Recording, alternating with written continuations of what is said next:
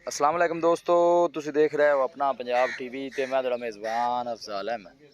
सब तो पहले अपने चैनल ਨੂੰ करो सबसक्राइब ते नाल ही लगी हुई घंटी ਨੂੰ दबाओ क्योंकि साड़ी लेटेस्ट और बेहतरीन वीडियो साढ़े दोस्तों तक पहुंचे सब तो पहले।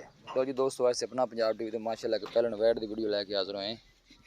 देख सकते हो माशाल्लाह बड़ा खूबसूरत है, लाजवाब जानवर है।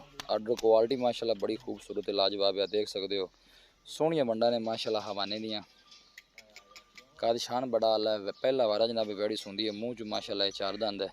देख सकते हो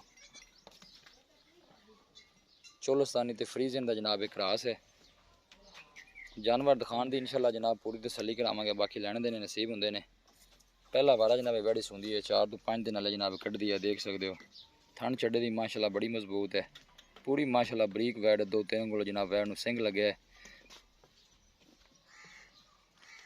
और सब तो अच्छी गल है कि जनाब गर्मी बर्दाश्त करने वाला जानवर है जी।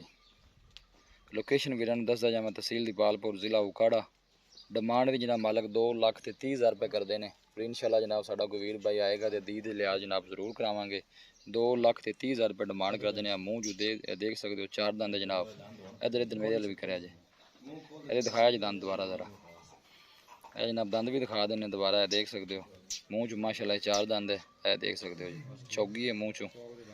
2,30,000 रुपये जनाब मालक डिमांड नहीं करते हैं। इंशाल्लाह साडा कोई वीर भाई आएगा तो दी लिहाज जरूर करावांगे। वीडियो में एंड तक देखना है, लाइक भी करना है, शेयर भी करना है। किसी भी साडे वीर भाई ने जानवर परचेज करना हो, साडा राबता नंबर है 0301 45 52 144। इस नंबर पर साडी व्हाट्सअप बनी है। असीं उम्मीद करते हैं कि साडे दोस्तों को अज की वीडियो बेहद पसंद आएगी।